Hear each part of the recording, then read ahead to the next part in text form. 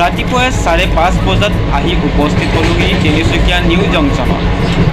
আজি আমি ওলাইছোঁ ৰামৰ জন্মভূমি অযোধ্যালৈ বুলি। এয়া হৈছে আমাৰ তিনিচুকীয়া জিলাৰ নিউ তিনিচুকীয়া জংচন। আৰু ষ্টেচনৰ ভিতৰৰ দেৱালত খুব সুন্দৰকৈ অসমীয়া কলা সংস্কৃতিবিলাক ধৰি ৰাখিবলৈ চেষ্টা কৰিছে। এয়া হৈছে আমাৰ মৰমৰ বিহু আৰু এয়া হৈছে বেলি মাৰ যোৱাৰ কিছু ছবি আৰু এয়া হৈছে হাতী আৰু এইফালে হৈছে আমাৰ মৰাণ সম্প্ৰদায়ৰ অৰ্থাৎ মৰাণসকলৰ বিহু মৰাণ বিহু। বলক তেন্তে যাত্ৰা আৰম্ভ কৰোঁ আৰু আহি আমি পাই গ'লোহি মৰিয়নি ষ্টেচন। পাহাৰৰ মাজে মাজে ট্ৰেইনত আহি পাই গ'লোহি গুৱাহাটী ৰেলৱে ষ্টেচন।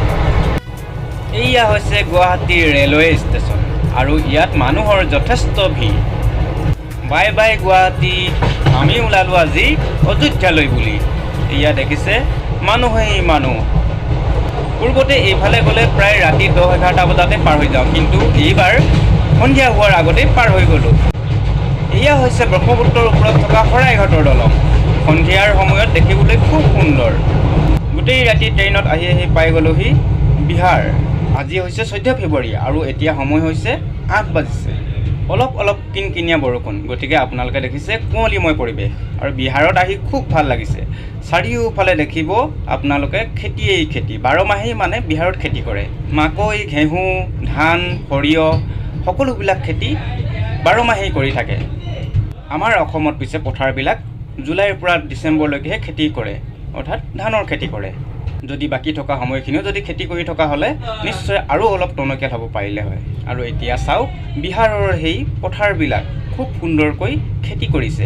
এইবিলাক দেখিছে, এইবিলাক হৈছে গম ধান আৰু বহু ধৰণৰ খেতি ইয়াত কৰা হয়। গতিকে আপোনালোকে ভিডিঅ'টো সম্পূৰ্ণকৈ চাই থাকিব। যিমানখিনি পাৰোঁ দেখাবলৈ চেষ্টা কৰিম। ধন্যবাদ।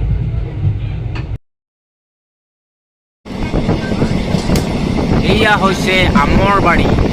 শাৰী শাৰীকৈ ৰোপণ কৰিছে আমৰ বাৰী। আমৰ তলে তলে এইবিলাক হৈছে ঘেঁহু খেতি কৰিছে আৰু ইয়াত মানে ধানৰ খেতি কৰিছিল। এই সকলোবিলাক আম।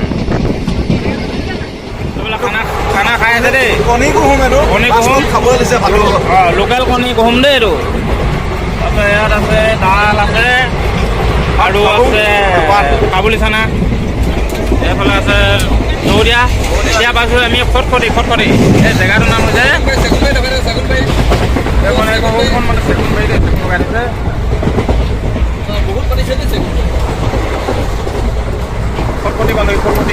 খটখটি ষ্টেচন।